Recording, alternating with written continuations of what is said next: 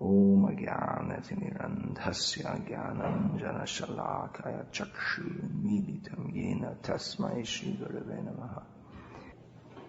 Namo Bhaktivinodaya Satchidanandanaaya Gaura Shakti Swarupaya Rupano Gavarayate. I was asked to speak on Srila Bhaktivinoda Thakur, the devotees in this center, inspired by Vaisheshika Prabhu, I believe, have particular affinity for Srila Bhaktivinoda Thakur and his contributions.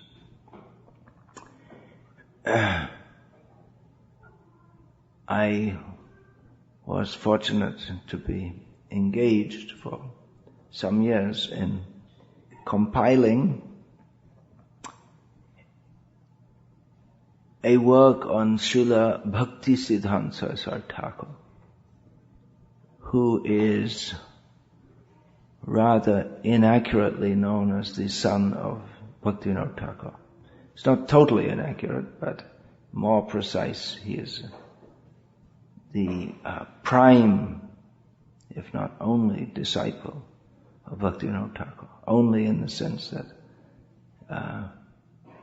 in his own admission or his own statement from his own life, we can understand that Bhaktisiddhanta Saraswati Thakur was the one who actually understood the mission of Bhaktivinoda Thakur, the mission and teachings. So that work came out to be quite large compared to most books. Of course, there are much bigger compilations, not on Bhaktisiddhanta Saraswati Thakur, but in general. There are works like The Rise and Fall of the Roman Empire and Kane's Dharma Shastras. You're probably not aware of that, but it's a huge compendium of translations of Dharma Shastras with his commentary. But it is, in terms of volume, a major work. As I write in the introductory section, it is by no means comprehensive. It is only an introduction to the ocean of the teachings and pastimes of Srila Bhaktisiddhanta Saraswati Thakur. One major, I guess you could call it a lacuna, or it's a major factor that is missing in understanding Bhaktisiddhanta Saraswati Thakur as presented in this 3-volume work, which is required to more fully understand the teachings and the legacy of Srila Bhaktisiddhanta Saraswati Thakur, is a similarly detailed work on Srila Bhaktivinoda Thakur. Because as stated in this Bhaktisiddhanta, Sri Bhaktisiddhanta Vaibhav, as stated therein, as taken directly from the words of Srila Bhaktisiddhanta Saraswati Thakur, Srila Bhaktisiddhanta Saraswati Thakur's whole being, the whole purpose of his mission, his fighting to establish actual Bhakti Siddhanta, actual Bhakti and actual Bhakti Siddhanta. The two are inseparable. It's all based on his total commitment to the service of Srila Bhaktivinoda Thakur. He was ordered by Bhaktivinoda Thakur. Bhaktivinoda Thakur told him that you, Bhaktisiddhanta Saraswati Thakur, have come to this world for two purposes. One is to establish the pure chanting of the holy names. So this statement should be understood in the context of Vaishnavism as it was being practiced in Bengal at the time. There was much chanting of the holy names, but the understanding of Shuddhanama, which Bhaktivinoda Thakur outlined particularly in his work Harinama Chintamani, that was very much missing. There was much Nama Parada, but very little understanding of or endeavoring towards Shuddhanama. So Bhaktivinoda Thakur told Bhaktisiddhanta Saraswati Thakur that you have come to this world for two purposes. One is to establish the pure chanting of the holy name, and the other is to establish Daivavan Dharma. There's another theme that Bhaktivinoda Thakur stressed in certain of his writings, in several of his writings, clearly in Chaitanya Shikamrita, that although Chaitanya Mahaprabhu had famously said that Varnashram is external and to be renounced, it is nevertheless required, as is stated in Srimad Bhagavatam by Krishna himself, for persons who are not on the level of being able to just completely give up all material desires and become fully absorbed in Krishna immediately. So misunderstanding and misapplication of the principle of rejecting Varnashram and misunderstanding of the principle Hare Nama Eva Kevalam. These misunderstanding of these two principles had caused chaos within the purported sampradaya, or that which purported to be the sampradaya of Chaitanya Mahaprabhu within Bengal. So Bhaktivinoda Thakur had written about this and spoken about this, but the work of establishing it very solidly came to, that legacy was left for him, or that task was left for, or given to Srila Bhaktisiddhanta Saraswati Thakur. Bhaktisiddhanta Saraswati Thakur is known as the disciple of Gaur Kishore Das Babaji, which he certainly is, but he's also the disciple of Bhaktivinoda Thakur, and practically Bhaktivinoda Thakur trained Bhaktisiddhanta Saraswati Thakur in Vaishnavism from the very beginning. Gaur Kishore also made important contributions to this overwhelming personality who was Bhaktisiddhanta Saraswati Thakur. So it's important to know who these personalities are. We have so much to learn, so much to unlearn. Bhaktisiddhanta Saraswati Thakur, in his listing of the Parampara Acharyas, which is sung to this very day in the daily, early in the morning, in the various branches and sub-branches of the Gauriya Math, he sings Parampara Jano Bhalomate. We should know very well what is Parampara. So that means we should know what is the principle of Parampara, what are the teachings of Parampara, and context specific to this particular kirtan, in which he lists the names of the prominent acharyas in the Brahma, Madhva, Gauriya, Vaishnava Sampradaya. We should know who are the personalities what are their contributions? That is traditional in any traditional Vedic sampradaya, that in the beginning of the day one remembers all the previous acharyas, and in a family, in the beginning of the day one will recount all the persons, and it used to be that in Brahmana families they could recite the names of their forefathers all the way back to the rishi who spawned their gotra. So we should know who are these personalities. What are their contributions? Why do we honor Bhaktivinoda Thakur? Why do we honor Baladev Vidyabhushan? There is one devotee living in India, he's from Brazil, who's inspired by Baladev Vidyabhushan and is dedicating his life to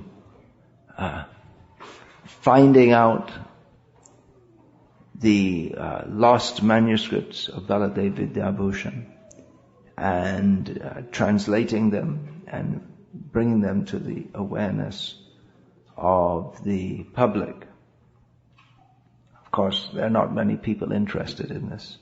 There are many more people interested in cartoons of Krishna than serious understanding of parampara jano bhalomote, of serious understanding of who are these great personalities who have brought Krishna consciousness to the world.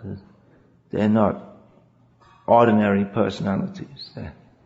They are Maha Bhagavato Mahan. This term is used in Srimad Bhagavatam in description of Sri Prahlad Maharaj, that Prahlad Maharaj is great even among Mahabhagavatas.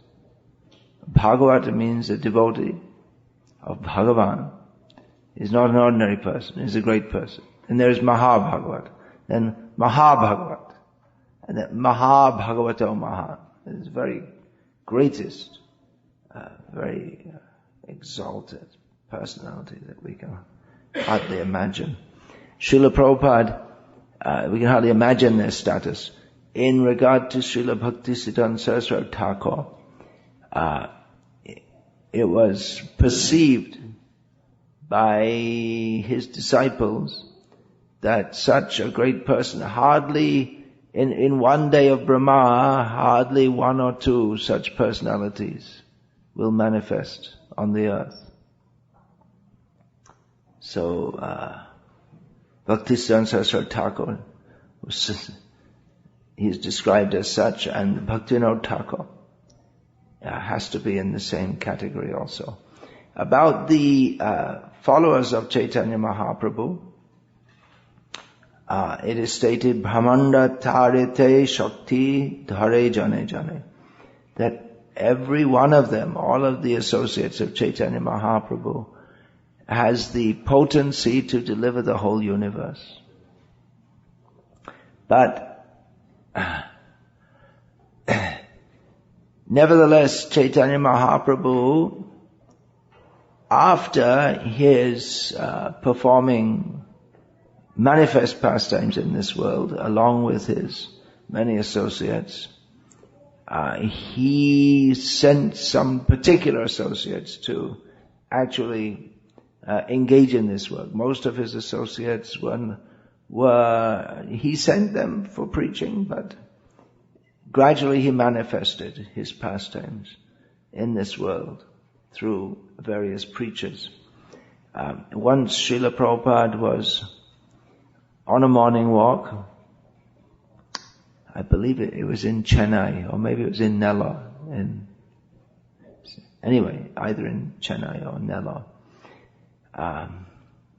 And one of Srila Prabhupada's disciples, Achyutananda Swami, said to Srila Prabhupada that some of your godbrothers say that if Chaitanya Mahaprabhu had wanted Krishna consciousness preached in the West, he would have gone there himself. criticizing in this way Srila Prabhupada. What are you preaching in the West for? Srila Prabhupada, on hearing this, stopped, stuck his cane firmly into the ground and said, Chaitanya Mahaprabhu did not go to the West because he wanted to give me the credit. All glories to Srila Prabhupada. So Chaitanya Mahaprabhu has his plan, and he unfolds that gradually, the spreading of Krishna consciousness throughout the world. In the Bhagavad Gita as it is, Srila Prabhupada had featured the paintings of the recent acharyas, the photograph of himself, the painting of Srila Bhaktisiddhanta Saraswati Thakur, the painting of Srila Gaurkishore Das Babaji Maharaj, and the painting of Srila Bhaktivinoda Thakur. And the caption that went with the photo of Srila Bhaktivinoda Thakur states that he is the pioneer of preaching Krishna consciousness worldwide in the modern age. Srila Bhaktivinoda Thakur was raised, he was part of what at that time was, now also, but at that time is not so much used now, what is called in Bengal, especially in Calcutta, the Bhadralok, which means the gentlemanly class. Bhadralok you can translate more or less as gentleman. These young men, they were from well-to-do families of Bengal, and they were educated in British schools and colleges. So they had an Indian, and not just Indian, but Bengali background. Even today, the Bengali, what shall we say, the Bengali culture is quite, although it's definitely Indian, it's a quite distinct subgroup. So although Bhaktivinoda Thakur had his cultural, of course his roots are in the spiritual world, but we're talking here from the external perspective. He had his roots in rural Bengal, and he came to the city, to Calcutta, for education. And he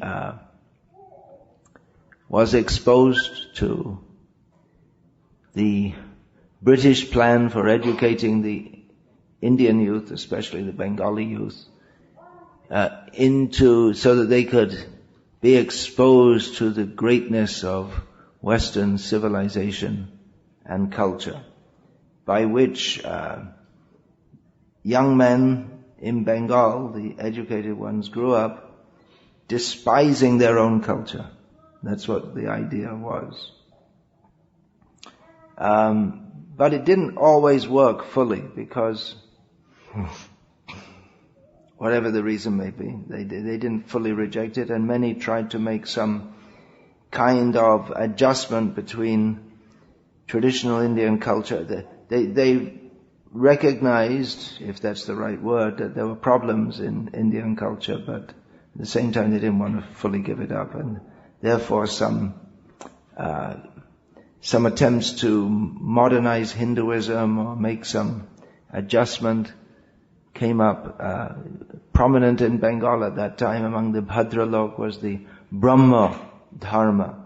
It was supposed to be a new religion which combined the best of Hinduism with the best of, not really Christianity, but more Western humanistic liberalism. Bhaktivinoda Thakur was also attracted to that for some time. There was much intellectual ferment as young Indians. They were exposed to the culture of the West. So Bhaktivinoda Thakur was part of this, and anyway, to make a long story short, he at some point he converted, if that's the right term, to Vaishnavism, to Gauriya Vaishnavism. He read Chaitanya Bhagavat, which nowadays you can get Chaitanya Bhagavat in printed, it's widely printed, widely available in Bengali, English, Russian, or whatever. But at that time it wasn't very much available, but when he read that, he underwent a transformation.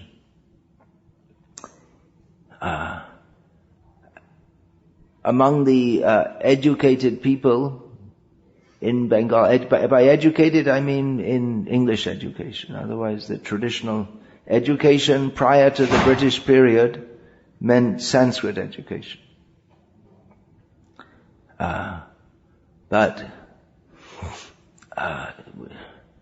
the Bhadralok, the youth of the Bhadralok, they particularly despised Vaishnavism, because what was going on in the name of Vaishnavism, in the name of Bengal, was much degraded. We should take note in our ISKCON that we not degrade. We may think it's impossible that we degrade. Well, you might have thought that about Chaitanya Mahaprabhu, who personally came, and the movement degraded. Why should anything degrade? That's the work of Maya. So, step by step, you may not even notice, like the frog in the water being slowly boiled. He doesn't notice until it's too late that he's boiled, getting boiled to death. The temperature just slowly increases. So it may be small things, just like, when was that? It was just yesterday, was it, that we were here? Yes, yesterday morning. And you may say a small thing. I noticed that the men and the women are all sitting mixed up. Small thing. You may say, small thing. But it's not traditionally done. There's a reason for that. The unrestrained mixing of the sexes. That doesn't mean you're having unrestricted mixing, but it's a concession toward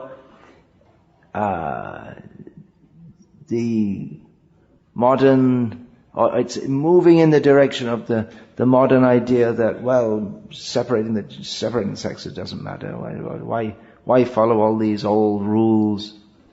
And gradually, you don't notice, and then gradually, I've seen on ISKCON property, men and women greeting each other, embracing, as is often done in modern Western culture, which is uncivilized, but it's considered, well, we're all the same, and we don't see the body. I know what they're thinking, but it's degraded. So, and step by step, there's fall down. So we have to be very careful. The condition of Vaishnavism was very bad at the time, that in the name of Vaishnavism, there was much illicit sex. I've given some overview of that in this Bhaktisiddhanta Vaibhav, and the response to that, particularly of Bhaktisiddhanta Saraswati Thakur. So the young educated youth, they go up to despise it. The one major claim of the Christians in their attempt to convert the Hindus, that your religion is very degraded and Christianity is very moral, and your Krishna is very immoral and our Jesus is very moral, and like this. Therefore, Brahma Dharma and Ram Krishna Mission and so many things, they try to make some adjustment. So Bhaktivinoda Thakur, he was not from a Vaishnava family. In Bengal, the two main cultural divisions among Hindus are quite marked. It's still prominent today, despite Ramakrishna's Jata Mototopat. Is the division between Shaktas, the worshippers of Durga and Kali, and on one hand, and the Vaishnavas, which in Bengal means worshippers of Radha Krishna and Chaitanya Mahaprabhu. So Bhaktivinoda Thakur was raised in a Shakta family.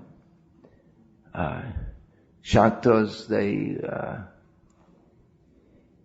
they worship Durga and they tend to eat meat, and among the Vaishnavas in Bengal, they wouldn't eat meat, they'd only eat fish.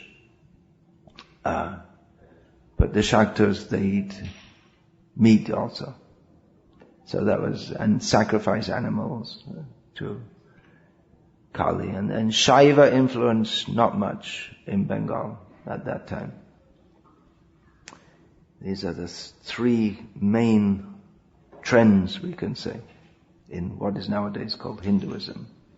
Shaiva, Vaishnava, and Shakta. So Bhaktivinoda Thakur was raised in a Shakta family, but it's seemingly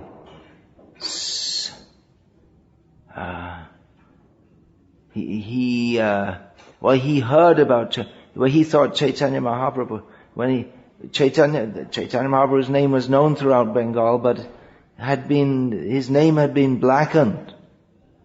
As what kind of religion did he start?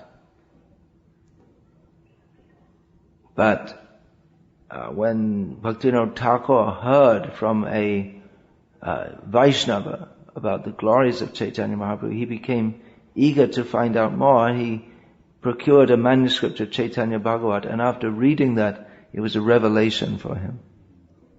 And then he became eager to read Srimad Bhagavatam, because Chaitanya Mahaprabhu's teachings are based on Srimad Bhagavatam. So for that purpose, he learned Sanskrit. After that time, he had not learned Sanskrit. Mostly Brahmanas would learn Sanskrit. And certainly the Bhadralok, they weren't going to be learning Sanskrit. Because at that time, whatever, Srimad Bhagavatam itself, of course, is in Sanskrit, and whatever commentaries were there, they were available in, mostly in manuscript form, not in printed form, and in Bengali script, but in Sanskrit. So he learned Sanskrit for the specific purpose, by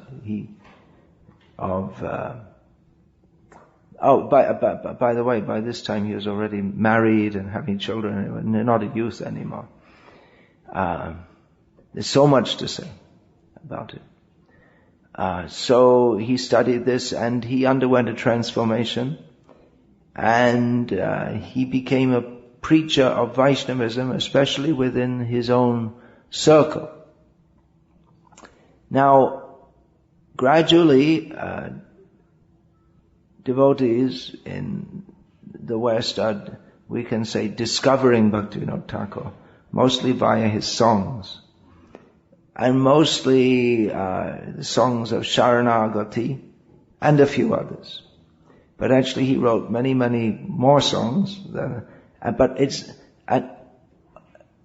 one point is that the songs, the devotees are appreciating in the English translation, but in the Bengali original they're much more touching. The poetry especially doesn't fare well in translation. Anything which is translated, it's unlikely that you can't get the original flavor, because you have to know the language, the original language. You may get a translation which is in some sense accurate, but the flavor, and remember that ultimately flavor is what we're looking for, rasa.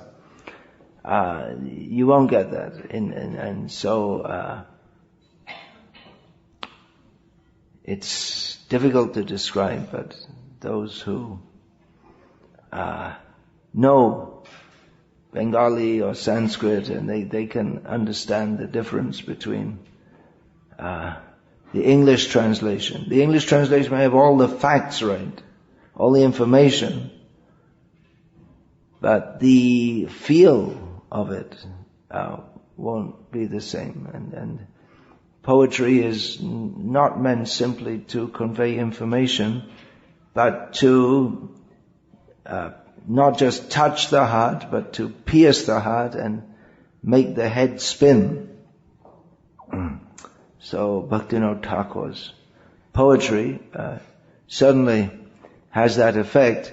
Of course, in Gauriya Vaishnavism, he was by no means the first poet. There have been literally hundreds of Gauriya Vaishnava poets. But he was unique in the sense that he wrote many poems which are suitable.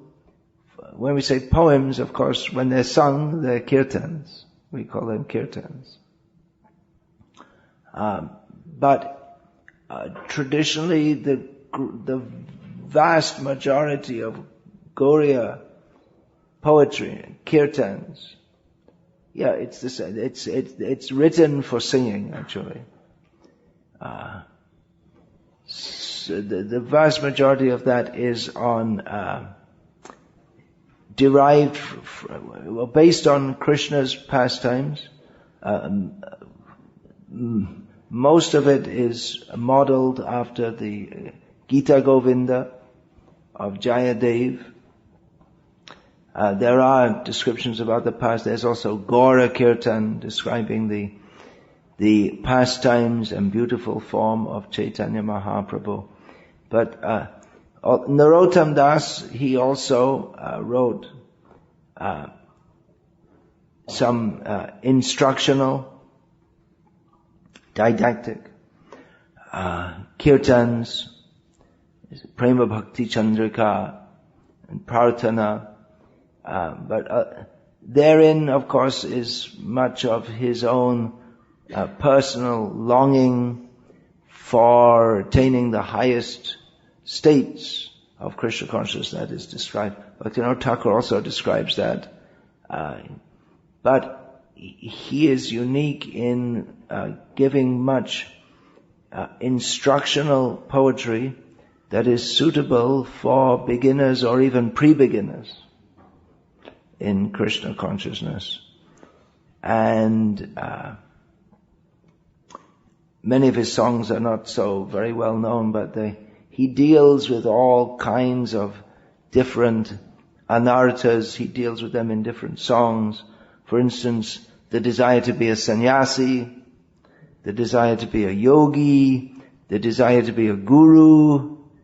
He deals with all of these as various anarthas. Not that he was intrinsically against being guru, because he himself, although he sings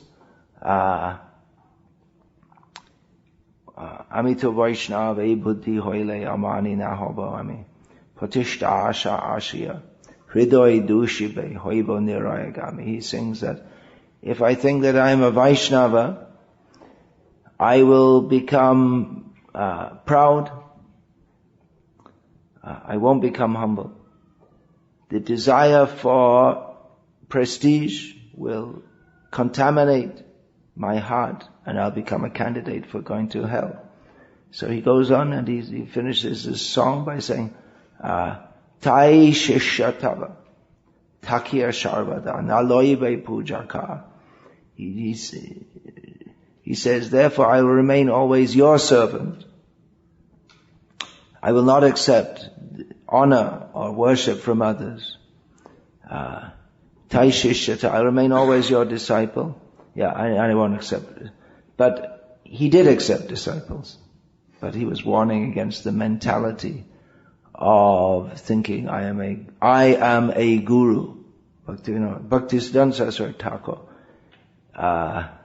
in a rather humorous way, said that if anyone thinks I am a guru, then in this word, guru, the first uka is dropped out. In other words, instead of being G-U-R-U, it becomes G-A-R-U, becomes Guru, which means cow. You're not a guru. If one thinks I'm a guru, he's not a guru. Bhaktivinoda Saraswati Thakur gave one amazing exposition of this, which is quite famous on how can a Vaishnava be a guru. He stated that if a Vaishnava becomes a guru, he ceases to be a Vaishnava. But if he doesn't become a guru, then the parampara is finished. Dilemma. So he said that my guru has ordered me to preach this Krishna consciousness and be a guru. So what should I do? Should I be artificially humble, or should I follow the order of my guru? This one of the several very famous lectures of Bhaktivinoda Saraswati Thakur. So Bhaktivinoda Thakur, he saw a great need for re-establishing Gauravani, the teachings of Chaitanya Mahaprabhu. He is described Namo Bhaktivinodaya Sachidananda Namine Gaura Shakti Swarupaya Rupanuga Varayate. He is offered obeisance as his name is Sachidanand. He is the very form of the power of Chaitanya Mahaprabhu and the best of the followers of Rupa Goswami. So that description of him is expanded in Bhaktivinoda Saraswati Thakur, that he is Namaste Gauravani Shimurtaye Dinatarine Rupanuga Viruddha Pasidhanta Tvantaharne. He is, Bhaktivinoda Saraswati Thakur is described as Namaste Gaura. He is the very form of the teachings or the instructions of Chaitanya Mahaprabhu. He is the uplifter of the low and fallen. And he is the remover of the darkness of the wrong conclusions propagated in the name of Rupa Goswami. So, we see the continuation there. The teachings of Rupa Goswami were at that time much misunderstood and misapplied. And within the whole world of the intelligentsia in Bengal at that time, it was a time of much confusion. With on one hand the British or the intelligent, the British trying to push their agenda, and on the other hand there were Indian intellectuals who, especially in Bengal, for some reason the British concentrated their educational efforts in Bengal. Maybe they thought Bengalis were very intelligent. But strategically it may not have been such a good... Maybe they were trying to contain them by educating them, but it seemed to backfire, because you got personalities like Aurobindo and Netaji Subhash Chandra Bose, who they took the British education and said to hell with the British.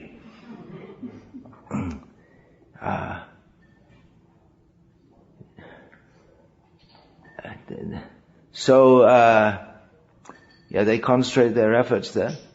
And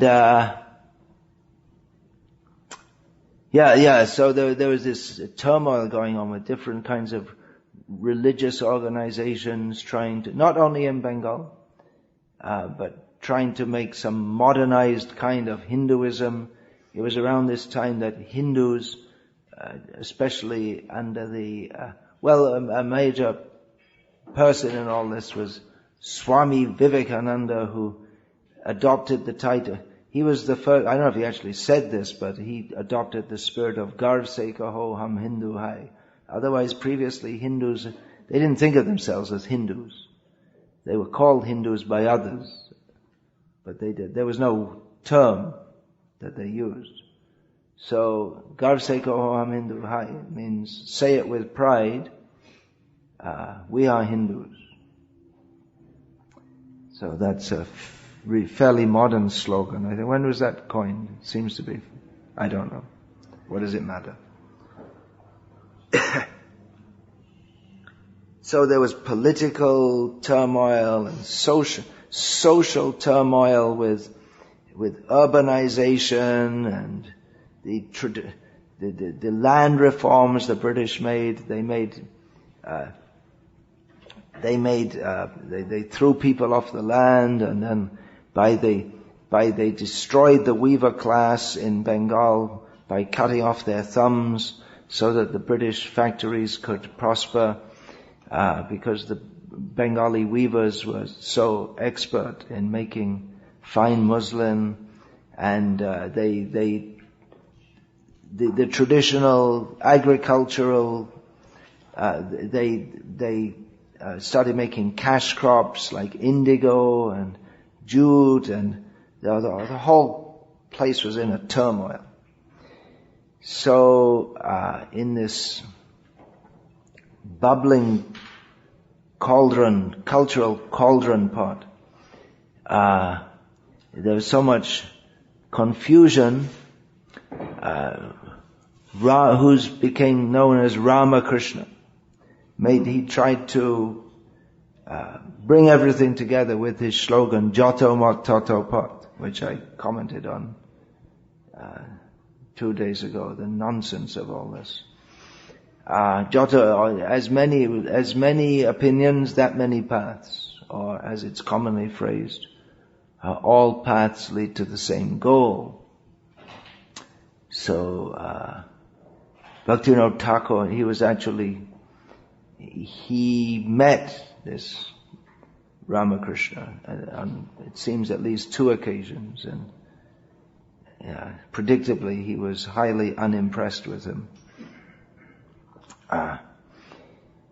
So Bhaktivinoda Thakur, he shocked the intellectuals of his time by promoting Chaitanya Mahaprabhu's teachings, because they thought this is the epitome of degradation.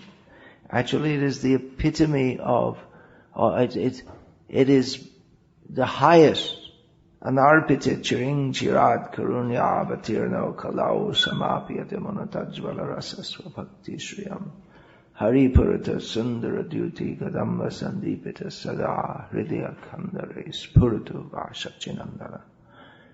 What was not given in a very, very long time, not since one day of Brahma previously, Chaitanya Mahaprabhu came to give the topmost resplendent rasa, taste of service to himself. May that son of Sachi, the darling of Sachi, ever be situated within the core of your heart. That blessing is given by Srila Rupa Goswami. So Chaitanya Mahaprabhu's teachings are the highest. By the effect of Kali Yuga, it had seemed to be, it's the manifestation of what was going on under the name of Chaitanya Mahaprabhu seemed to be the lowest. So Bhaktivinoda Thakur did tremendous service in making that known to others through his writings. And in his writings, many devotees, they're discovering him, so to speak, in his songs, especially Sharanagati, although, like I said, there are many other songs apart from his Sharanagati series. But there are many writings also of his which were unique and groundbreaking there'd not been such works in the Gauriya Vaishnava Sampradaya. The two works of his, Bhaktisiddhanta Saraswati Thakur said that these should be translated in all the languages and made available to the thinking people of the world. These two works, Chaitanya Shikamrita and Jaiva Dharma. In Chaitanya Shikamrita, he analyzes almost, you could say, in the manner of a sociologist or an anthropologist, the different levels of human civilization, and showing that although there is a modern anthropological opinion, I don't know if it can really be called anthropological, it's more of an opinion that man starts off by worshipping many gods, then he comes to worship one god, then he comes to worship some impersonal understanding of the Supreme, and then come to the highest level, which is just manifesting now, when he understands there's no God, there's nothing beyond matter. So this is inverse theological development. And actually we see that in Kali Yuga. Not exactly, but the idea that we progress from theism to atheism. But Bhaktivinoda Thakur, he presented in Chaitanya Shikamrita it starts off by presenting the stages of civilization in terms of theism, and how Chaitanya Mahaprabhu's teachings present the highest theism, and an analysis in a very, what we might say, systematic manner, the teachings of Lord Chaitanya. This, although written in Bengali, it was presumably meant for Bengali thinkers of the time who were exposed to both to Western and traditional Indian patterns of thought. But this is suitable, very, very, very suitable for people in the modern age who like to treat everything very analytically. It's very much part of the Western psyche that has been inculcated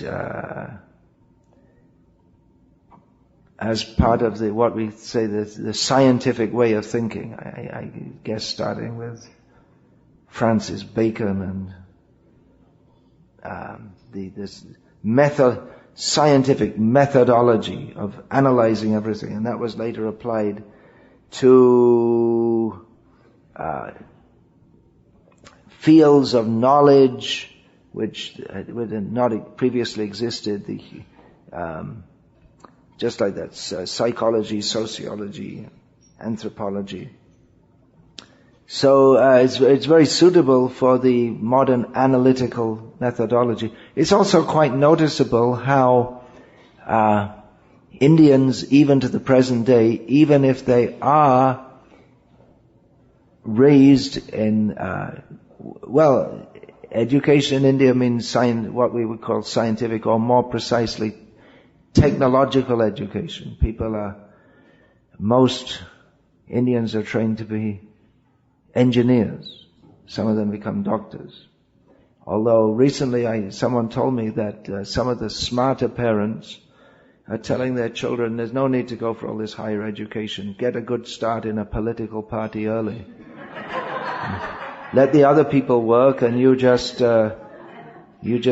become a politician and take all their money. If you really want to be successful. You see, now the incoming Prime Minister, when Indian people meet, they say, what is your educational qualification? What are they going to say to him? The previous Prime Minister, he had high educational qualification. The present one, not. So that just goes to show. You don't need a high education. Anyway, people, it's much stress on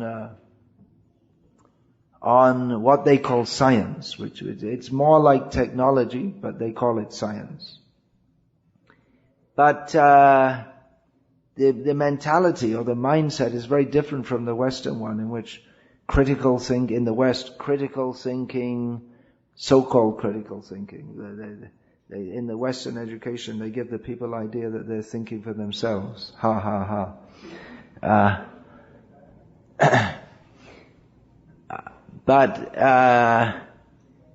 in India, still the tendency of that very old and deep culture of education is to be received. The English word education, it's derived from the Greek or Latin, but it means to bring out that which is inside.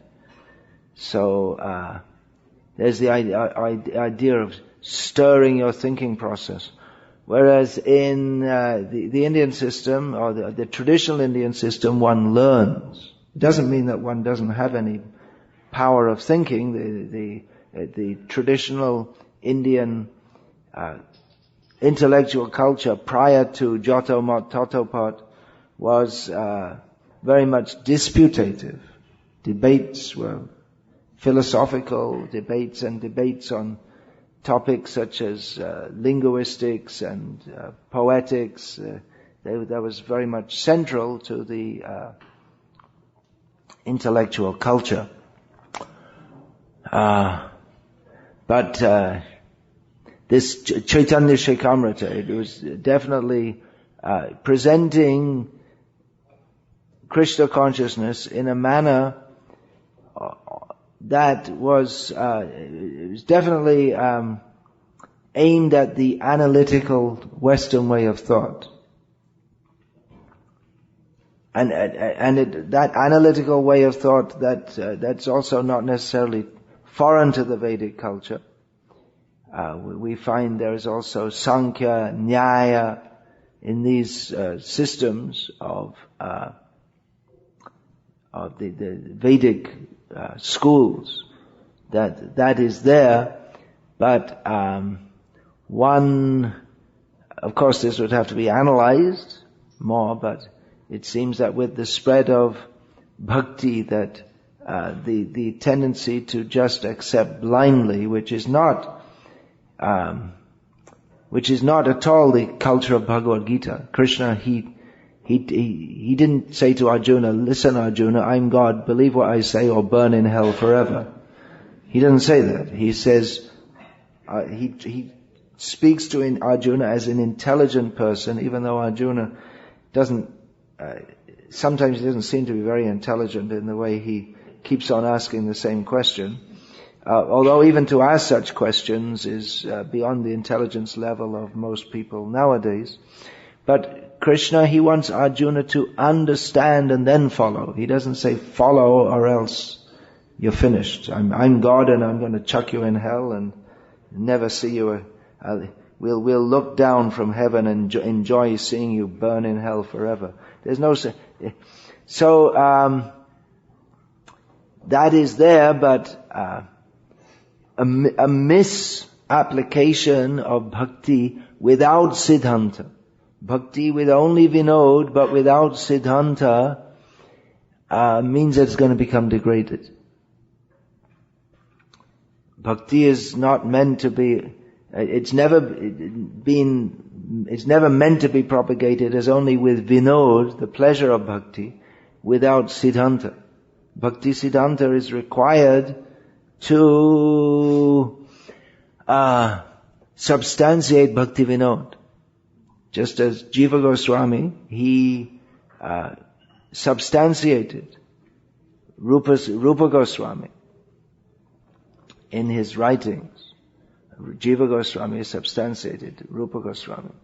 So Bhaktivinoda Thakur, he presented Krishna consciousness in a unique way.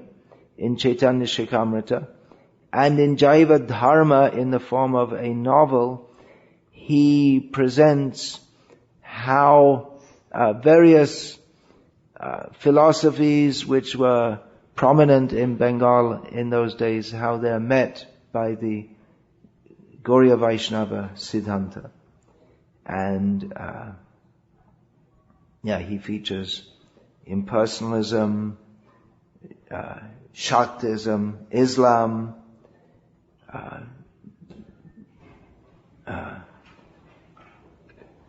Nyaya, logic, and various schools. And in both of these books, and in Harinam Chintamani, he comes to the conclusion of the highest level of devotional service. And in Sharanagati, he brings it ultimately to the conclusion of the highest love, of being situated in one's form as a gopi in the spiritual world. So Chaitanya Shikamrita begins from a logical analysis of a systematic analysis of the of human society, and how civilization begins with morality.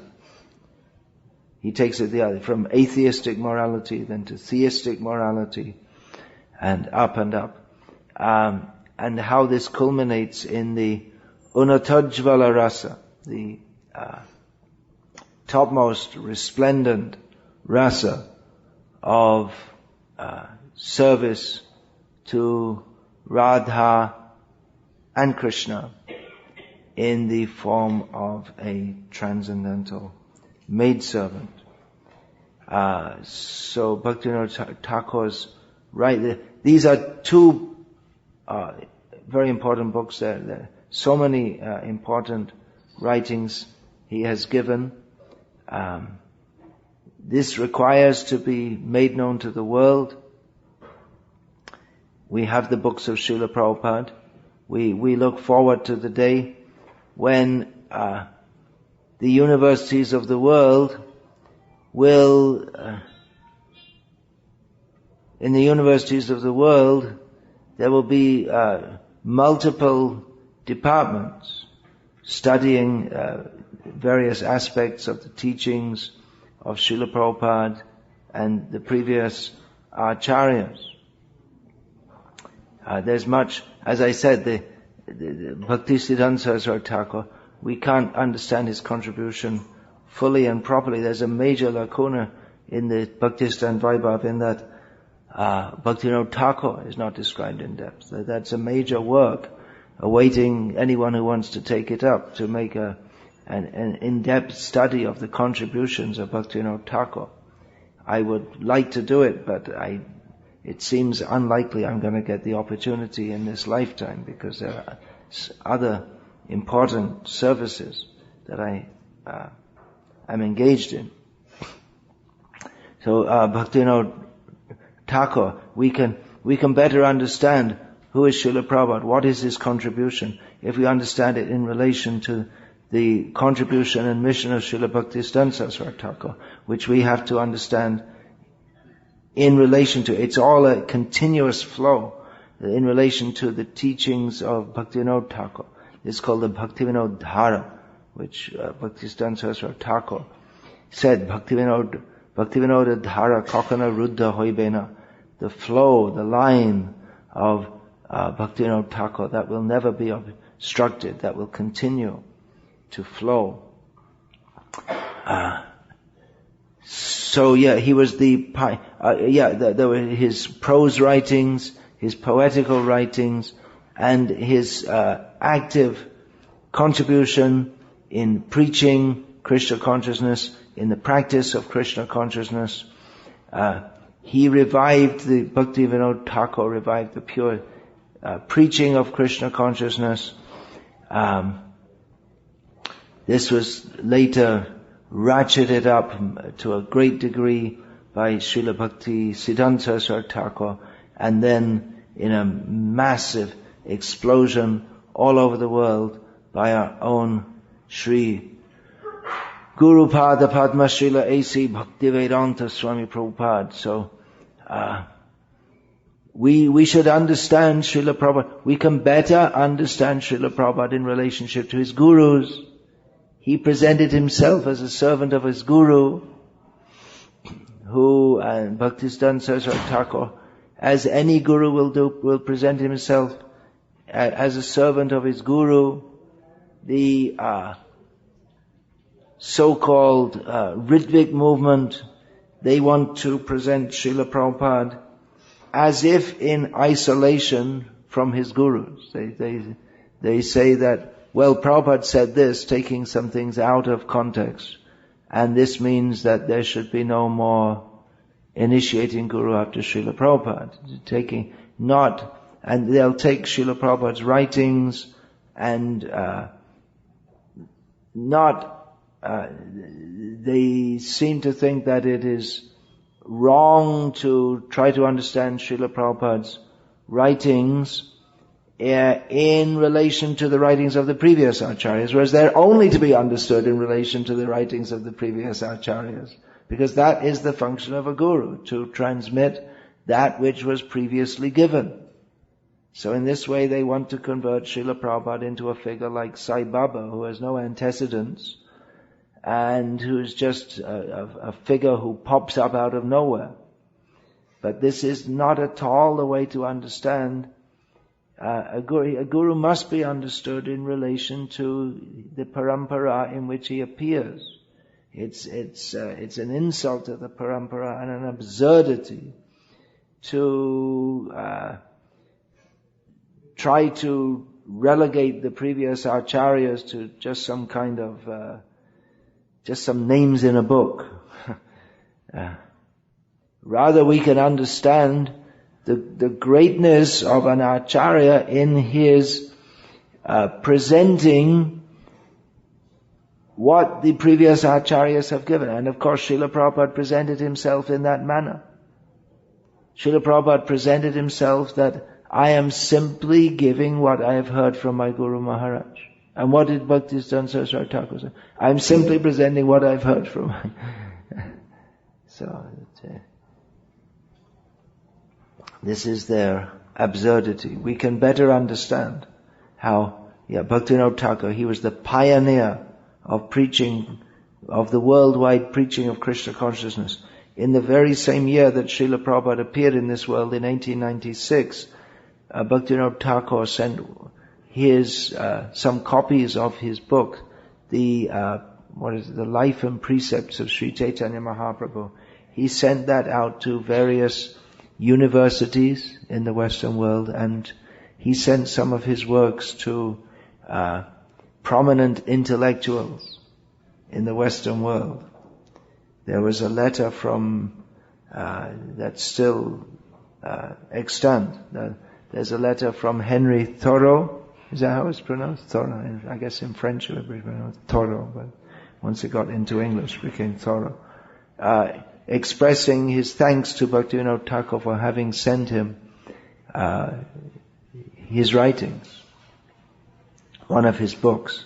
So Bhaktivinoda Thakur, he recognized in the British interaction with India, which is an extremely complex series of interactions at many levels, which various scholars are still trying to wonder what happened and what was going on, and it's still going on. Some scholars have noted that only among the Western people, only the British could have ruled the Indian, because only they had such a hierarchical concept of society. In that time there was the upper class, they were the rulers, notwithstanding that gradually came in, the universal franchise and all that. When the British first went to India, they had very strongly this sense of the upper class aristocracy.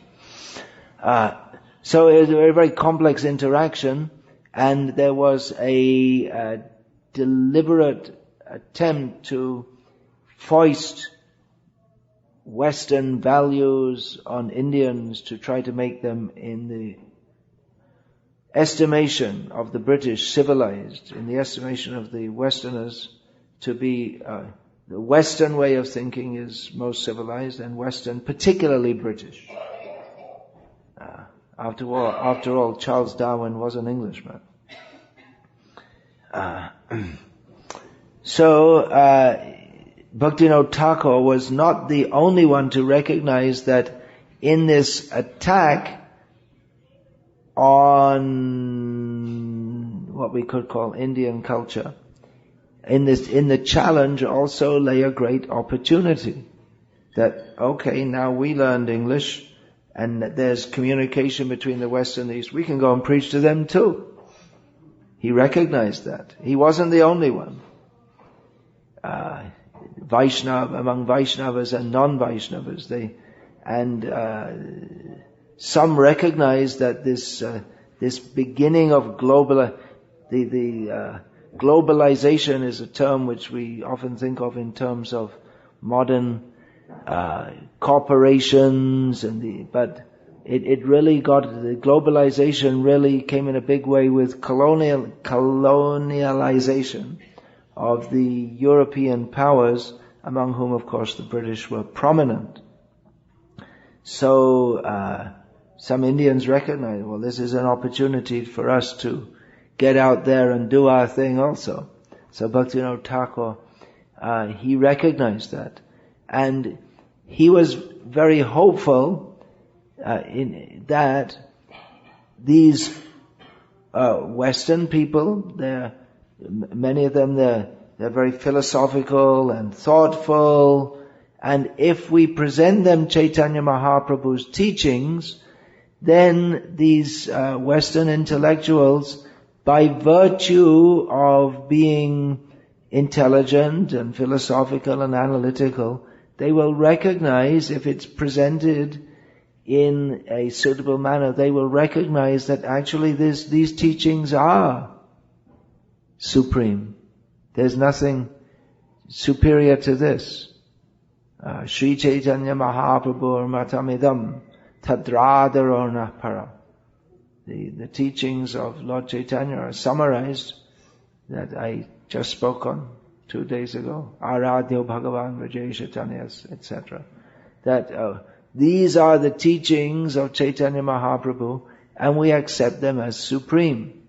Now, of course, especially in the world of Sanskrit, it's not enough just to say that, well, we accept it as supreme. It has to be established as supreme. So it's understood that is, it's not just some kind of slogan that, well, we support Chaitanya Mahaprabhu, but it has to be established. And Chaitanya Mahaprabhu's followers, especially Jiva Goswami, did that.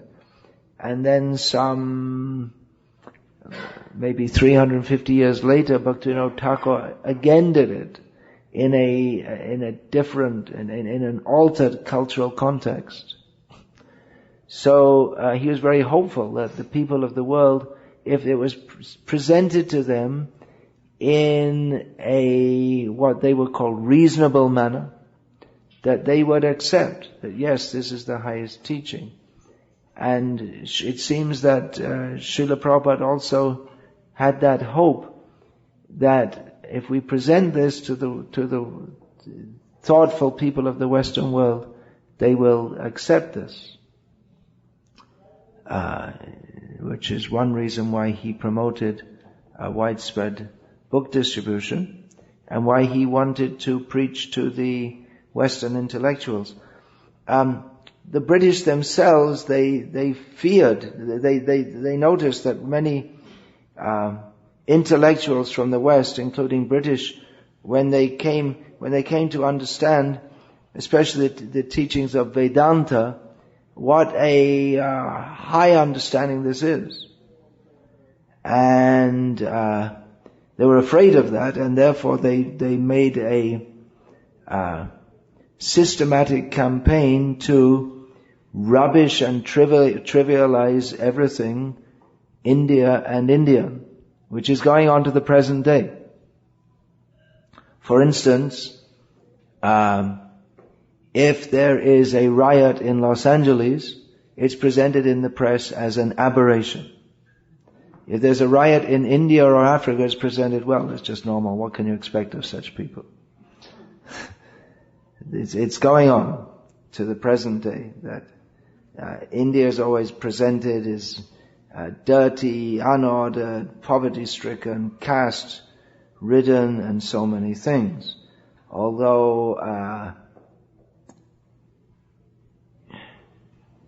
if Americans, I don't think well, I know because I see Americans go to India, they can't tolerate they don't have the level of tolerance to live in crowded conditions.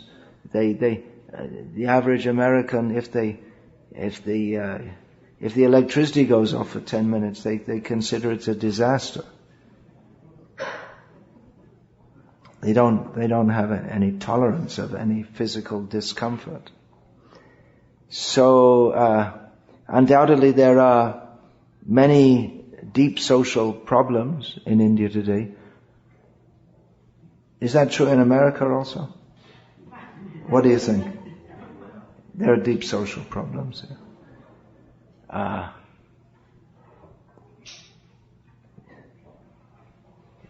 It's going on to the present day that what they call Hinduism is presented as being something very backward.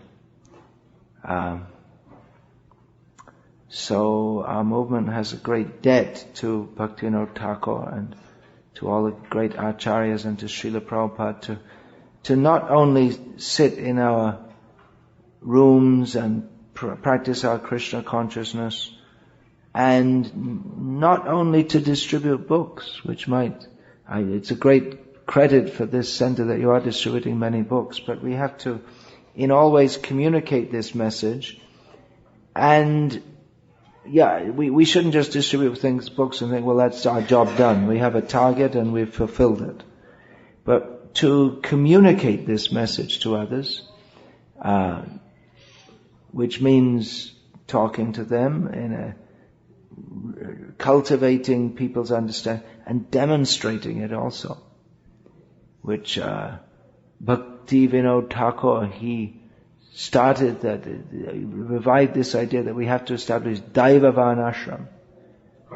He gave that charge to Bhaktisiddhanta Saraswati Thakur, who did so to some extent. And Srila Prabhupada outlined a whole plan of spiritual social reform. So we have a great legacy and a great duty. Srila Prabhupada said that it's not enough simply to praise your guru, but you have to actually do his work. So we have much work to do in the service of these great acharyas. If you only distribute books, that's also glorious. It's certainly not a bad thing, and I'm certainly not saying you're doing anything wrong. You definitely, please do it more and more and more. But we have to see that after the books are distributed, we have to meet people and encourage them to read them and encourage them to understand, just like you're distributing so many sets of Srimad Bhagavatam. And to me, don't mind me saying this, but it seems absurd that you're distributing sets of Bhagavatam and not, in most cases, not following up with the people who they're distributed to and saying, encourage them to read, and what is your understanding, and helping them to understand this and then adopt it in their life. If they're willing to buy a set of Srimad Bhagavatam, means they're prime candidates for becoming full-fledged devotees. So, and then to be devotees, then the devotees themselves have to be devotees.